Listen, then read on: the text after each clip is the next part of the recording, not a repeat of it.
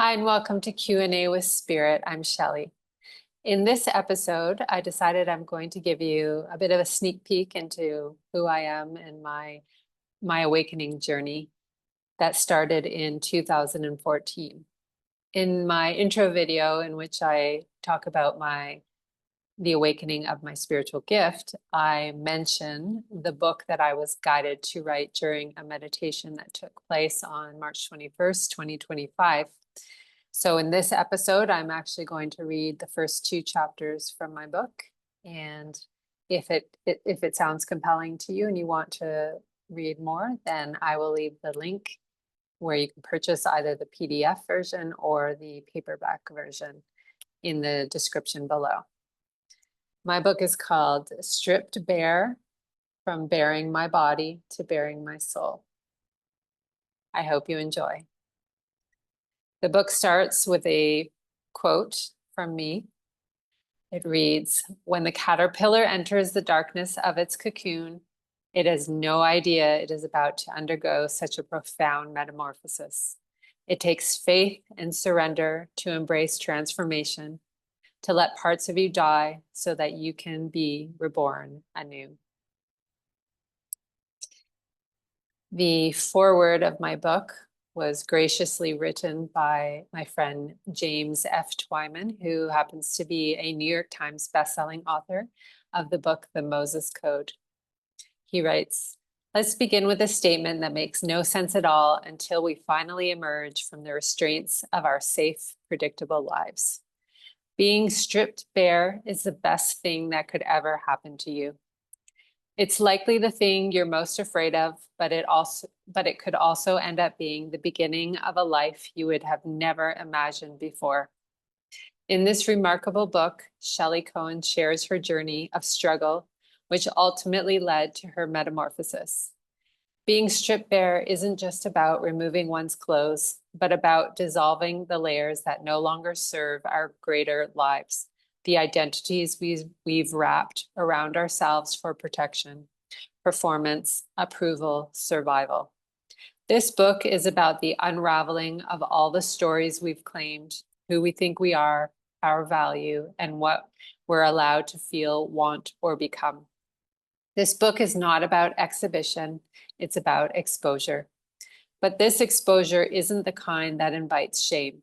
It's about the freedom that true exposure brings, setting us free to live the lives we deserve. You'll likely see visions of your own life through Shelli's experience. What happens when you finally stop hiding behind polished smiles, curated identities, or the illusion that you need to earn your place in this world. It's about facing the mirror without flinching, and even more about loving what you see, even when what you see is raw, undone, in process. Shelli's journey from bearing her body to bearing her soul is not just her story, it's ours. It's the path of every woman, every person who has ever asked, who am I underneath it all?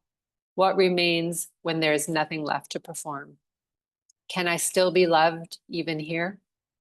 This book invites you not just to read, but to uncover, to meet yourself where you're most afraid to look, and to discover, perhaps for the first time, that nothing needs to be added to make you whole, only revealed.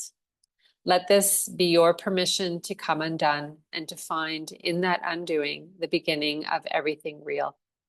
Stripping bare is not a performance, it's a return to the self before the world told you who to be, a return to the innocence that was never lost, only buried. It is not easy work. You will grieve the masks you once believed were your face. You will mourn the roles you outgrow. But in their place comes something stunning: clarity. Clarity about your power, your softness, your longing, and your truth. Clarity that doesn't shout or demand, but simply is. The kind of clarity that doesn't need to impress anyone because it no longer needs permission to exist. In this amazing book, Shelli offers her story not as a blueprint, but as a mirror. You will not find a perfect life here. You'll find an honest one. You'll find moments of triumph wrapped in vulnerability and mistakes that became portals to grace. You'll see a woman choosing to strip away the fear of judgment and meet herself at the edge of everything she thought she needed to be. This book will ask you gently and relentlessly to examine the places you still hide, the places you silence your voice to keep others comfortable, the places you've confused worthiness with achievement, visibility with love. And then it will ask you to release them. It will ask you to trust that bearing your soul does not lead to rejection. It leads to connection, to the kind of relationships, creativity, and intimacy that only blossom in the soil of truth. Truth, as you'll soon see, cannot grow where the soul is covered. There may be moments when you want to close the book, to turn away, to put the layers back on. That's okay. Just notice, then breathe, then keep going. Because in these pages and in your own unfolding life, there is something waiting. Not perfection, not applause, freedom. And freedom, dear reader, begins the moment you dare to bear it all. Welcome to your own becoming. Welcome to being stripped bare. Introduction. Stripping away the illusions. There comes a moment in life when the walls of reality begin to crumble, not in destruction, but in transformation.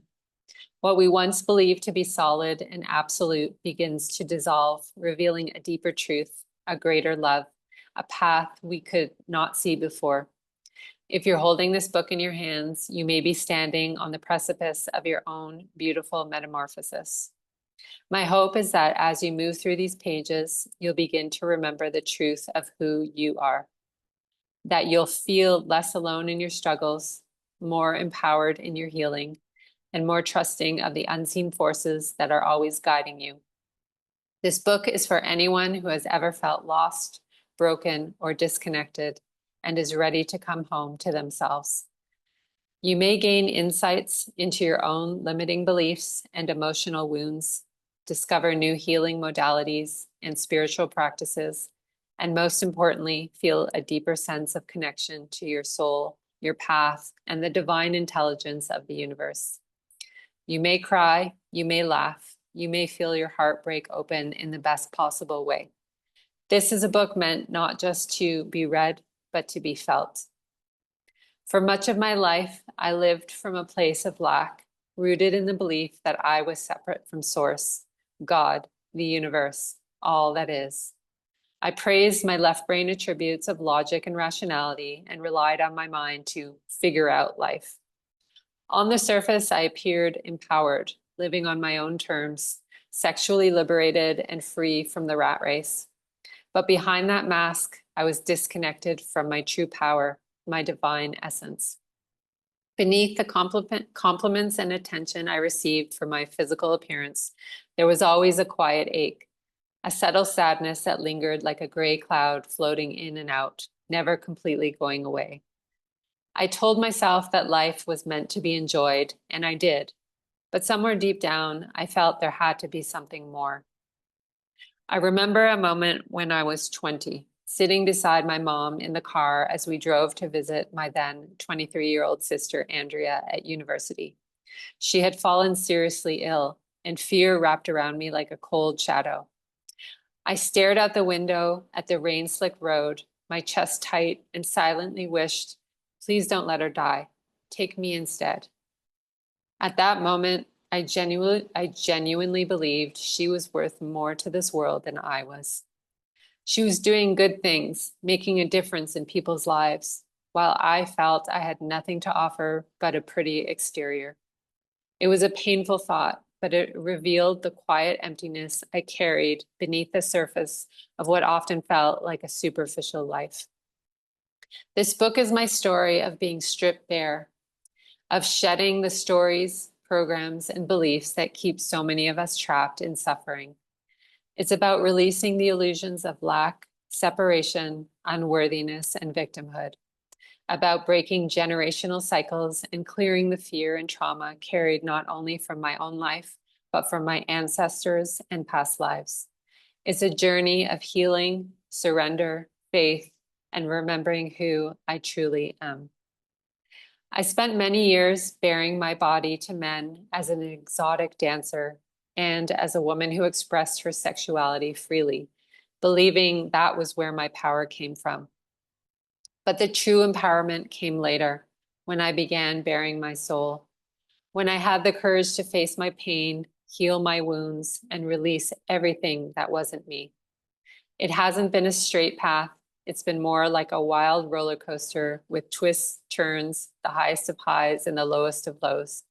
But through it all, I discovered something extraordinary, that it's possible to feel unwavering peace where there used to be fear, that you can feel whole, loved, and worthy even when you're alone, that abundance can be felt even when your bank account says otherwise. Through the stories, lessons, and tools I share in this book, I offer you a mirror, not just to witness my journey, but to reflect on your own. You may not have been conscious of it before or now, but you were guided to this moment. You are here because a deeper part of you knows it's time. Time to let go of what no longer serves you. Time to trust. Time to awaken to the limitless divine being that you already are. You don't need to have it all figured out. You just need to be willing to say yes. Take a breath. Feel your heart open. Let these words move through you. Now, this journey is yours. Let's begin. Chapter 1, The Dark Night of the Soul. In 2014, I experienced what I would later understand as my first dark night of the soul. At the time, I was working as a real estate agent turned house flipper in Edmonton, Alberta. My first renovation product had gone smoothly and sold quickly, giving me a boost of confidence. But my second project turned into a financial nightmare. The house sat on the market for months, and the weight of the second high-interest mortgage began to crush me. Outwardly, I appeared composed, but on the inside, I was barely holding on. One morning, as I walked through my kitchen to the back door to let my 2-month-old puppy, Gracie, inside, I suddenly fainted. My body gave out beneath me, and I hit my head on the granite countertop. When I came to, I was lying in a puddle of blood, a sharp gash on the back of my skull. I was shocked and frightened. The next day, a doctor diagnosed me with Hashimoto's disease, an autoimmune condition that affects the thyroid. She handed me a prescription for Synthroid and sent me on my way. But the medication didn't help. After 2 weeks, I was still extremely fatigued, mentally foggy, and barely functioning. I was sinking deeper and deeper into a dark abyss. Eventually, the house sold, but it didn't bring the relief I had hoped for. I lost money. I was now $40,000 in debt, and my investor lost his money too. To top it off, I was moonlighting as a 40-year-old stripper, and the income I once depended on had all but vanished. Part of it was the oil price crash that hit Alberta hard in 2014 and 15. But on a deeper level, I know the energy I was carrying was repelling the very attention I used to attract. The men could feel it, my sadness, my disconnect, and that made it harder to draw them into the fantasy, let alone into the VIP room. I felt like a complete loser, a hopeless failure, completely alone. This was not how I imagined my life would look at this stage. By 40, I pictured myself happily married, running a successful business, and experiencing financial freedom and abundance. But instead, I was single, drowning in debt, depressed, and taking my clothes off in a seedy bar for money. I could hardly see how I would ever get out of this mess. I was beyond exhausted. I felt empty and extremely hopeless. All I wanted to do was go to sleep and never wake up. I spent many days fantasizing about how I would end my life. But in those darkest moments, there was one thing that kept me tethered to life. My sweet King Corso puppy, Gracie. With her shiny black coat, floppy ears, and soulful puppy dog eyes, she was a bright light in my endless night. When I felt I had nothing left, I would look at her, and the thought of leaving her behind was unbearable. Gracie was more than just a puppy. She She was my saving grace. I do not doubt that she came into my life at the exact moment for a reason, to help me through the darkness. When conventional medicine failed me, I decided to take my health into my own hands. I dove deep into research, seeking natural ways to heal. Eventually, I found a functional doctor who guided me through a rigorous protocol involving a keto diet, heavy metal detoxing, fasting, and many natural supplements. The plan was intense, but within 3 months, I felt like a completely new person. The fog lifted, and I felt clarity, energy, and a renewed zest for life. By then, I had been living in Edmonton since December 2010, after moving from Toronto when my 7-year common law relationship amicably came to an end. My mom and sister had lived in Edmonton for years, and I moved there to be near them and my 4 nieces and nephews. So when my sister told me they were all moving to Kelowna, I said, I'm coming too. I sold my home, paid off my debts, and made the move to Kelowna, British Columbia, one of the most beautiful places in all of Canada, in August 2015, with money in the bank. I was excited for this new chapter. It was a clean slate, a chance to begin anew. But little did I know this was just the beginning. The real journey was about to unfold. Reflection prompt. Think back to a time when life forced you to stop in your tracks, when everything felt like it was falling apart. What emotions did you experience? What did you learn about your strength, resilience, or capacity to heal? Sometimes our lowest points are sacred invitations for transformation. If you're in one now or remembering one from your past, what might your soul be trying to show you? Chapter 2, Blessings in Disguise. Before moving to Kelowna, I connected with a guy named Derek through Craigslist while searching for a potential home to buy. He had a listing titled something like, "Can't qualify for a mortgage? We can help." Because I didn't work a traditional job, I had always struggled to qualify for a conventional mortgage, so this caught my eye. We exchanged a few messages, but I ultimately decided to rent for a while, get to know the area, and figure out what I wanted to do for work before making such a big commitment. I mentioned to Derek that I worked as a real estate professional in Alberta, but wasn't planning on transferring my license, as I was more interested in real estate investing than selling other people's homes. He suggested we meet, as there could be an opportunity for me to work with him and his partner, Kevin.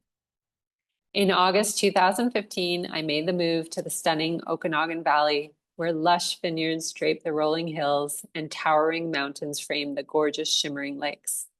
I moved into a cozy furnished rental in Lake Country, nestled between the sparkling waters of Wood Lake and the mesmerizing emerald green hues of Kalamalka Lake. Once I was settled, I met up with Derek and Kevin. They explained their business model to me. It was definitely outside the box, but it made complete sense given my background in creative financing for real estate. They began training me on their system with the hope that I would eventually put together a deal and earn a commission. I spent the next 2 months working closely with them, meeting their families and developing friendships. A couple of weeks into the training, they offered me the opportunity to invest in one of their deals. They drew up a contract with all the details and explained where to deposit the bank draft. It was a $12,500 investment for a 3-month term, after which I would receive my principal back plus 12% interest. The promise of quick returns and high interest was tempting, so I ignored the tiny voice in the back of my mind whispering caution.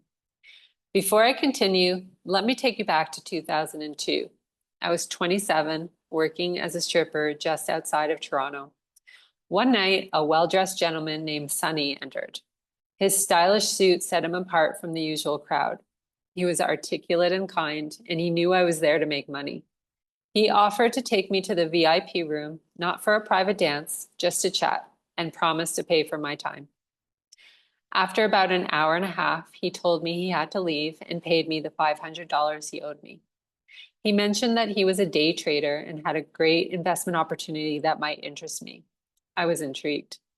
We met for dinner later that week and arranged for me to meet his stockbroker downtown. Sitting in a bustling high-rise office in Toronto's financial district, I listened as the two men persuaded me to invest $10,000 directly into Sunny's account, supposedly to avoid paying taxes on my earnings. At the time, I didn't have much financial literacy. The public school system never taught me about money or investing, and neither did my parents. They had their own financial struggles.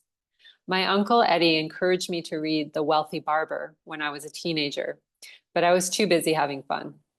My older brother Aaron, who is 7 years my senior and works as a financial advisor, surely would have warned me against this deal, but I was too excited about the potential to even consider asking his advice. Deep down, I didn't want to be told not to do it. I'm sure it won't surprise you to hear that I never saw that money or Sunny again. Even the police, who had received multiple complaints about him, couldn't track him down. Just like that, half of my savings vanished. It was a painful lesson. Now let's jump back to 2015. This time, I decided to show the contract to my lawyer in Kelowna. You'd think that when he emphatically told me not to invest in this deal, I would listen to him, right? Nope. Even when my own gut was stirring, that money-hungry part of me made every possible rational argument as to why these two men, whom I had just met, would never rip me off. After all, they wanted me to work with them, didn't they? 2 months later, I received a call from an elderly gentleman who tearfully shared that he was a victim to Derek and Kevin's scam. He directed me to a Facebook group filled with others who had been deceived by the same duo. And as I scrolled through the stories, my heart sank. The truth was undeniable. In a desperate attempt to recover my money, I reached out to Kevin and Derek, fabricating a family emergency, hoping they might show some shred of compassion and return my money. But it was no use. My plea fell on deaf ears. I felt humiliated. How could I have let this happen again? Hadn't I learned my lesson the first time? I considered myself an intelligent woman, yet the guilt and shame of being fooled again weighed heavily on me. It was a crushing blow, not just to my finances, but to my trust in myself. But here's the thing. This devastating experience changed the entire trajectory of my life. It ended up being a massive blessing in disguise. It allowed me to recognize the pattern I was experiencing with money. Every time I started to do well financially, I subconsciously sabotaged myself. I would either get scammed, lose my income, or something else would happen to derail my success. It was like clockwork. That realization hit me hard, but it also brought clarity. I knew I needed to break this pattern if I ever wanted to experience financial freedom and abundance. I had recently met a new friend who told me about a powerful psychedelic plant medicine called ayahuasca, which originates in the Amazon jungle and has been used for thousands of years by the indigenous Shipibo tribe for healing and spiritual connection. My curiosity was piqued. The thought of drinking this ancient brew in the jungle was both terrifying and thrilling. At this point in my life, I had never done a psychedelic, and I had been an atheist for about 25 years, a staunch atheist who arrogantly believed that if I couldn't experience something with my 5 senses, it simply didn't exist. To be fair, the only concept I had of God, coming from a non-religious Jewish family, was that God was a spiteful old man in the clouds, judging us for using the free will he gave us. It made no sense to me. But something deep inside of me said that this was what I needed to do to reset my brain and break this destructive cycle I had with money. So I booked a flight to Peru and spent a week at an ayahuasca retreat in the Amazon jungle. The jungle buzzed with life. Exotic birds filled the air with their melodic songs, weaving through the lush greenery like nature's symphony. The retreat itself was wonderful. There were around 15 participants and 7 lovely facilitators there to help us. I participated in 4 ceremonies, 2 of which were incredibly dark and scary. As the shamans sang their Icaros, my vision warped and darkness seemed to close in around me. Strange, twisted shapes writhed in the shadows, and an overwhelming sense of dread gripped my chest. At one point, I saw a vision of 100 arrows flying toward me and felt a rush of anxiety. I thought I was going to die. I had no idea where I was, who I was, or what was real. I clung to one of the facilitator's arms for dear life, sweating profusely, rocking back and forth, and begging him to make it stop. Unbeknownst to me at the time, I was experiencing what's known as an ego death. In simple terms, an ego death is a complete loss of our sense of self, the collapse of the identity we've carefully constructed over our lifetime. Our ego is made up of our beliefs, memories, self-image, and everything we identify with. It's the voice in our head that tells us who we are and how the world works. Because I carried unhealed emotional trauma and a deeply buried shadow, the parts of myself I refused to see, the experience was especially intense. Trauma shapes our sense of identity, creating survival patterns to protect us from further pain. And the shadow is everything we have rejected, denied, or hidden because we were too ashamed, afraid, or unwilling to confront it. When I drank the ayahuasca, it didn't just show me pretty visions or fill me with love and light. Instead, it tore away the mask I wore and exposed everything I had been running from. My fears, insecurities, guilt, shame, and unresolved pain. It was like being stripped naked in the center of a dark, stormy void with nowhere to hide. While it felt terrifying, this was a medicine doing exactly what it needed to do. Ego death isn't just a scary experience. It's a profound opportunity for transformation. By forcing me to face my darkness, ayahuasca was giving me a chance to confront and eventually heal the wounds I had been avoiding for so long. In the end, while I didn't break the pattern I had with money just yet, ayahuasca became the catapult that launched me into my spiritual awakening. That deep calling I felt to fly to a foreign country by myself and ingest a substance that would take me far out of my comfort zone was my sole plan to awaken me from my slumber. Through those experiences, as terrifying as they were, my consciousness expanded. I began to strip away the layers of my ego and discover the deeper truths of who I am. I began to understand that my sabotaging behaviors were part of an even greater soul mission that I could have never imagined at the time. For that, I am incredibly grateful.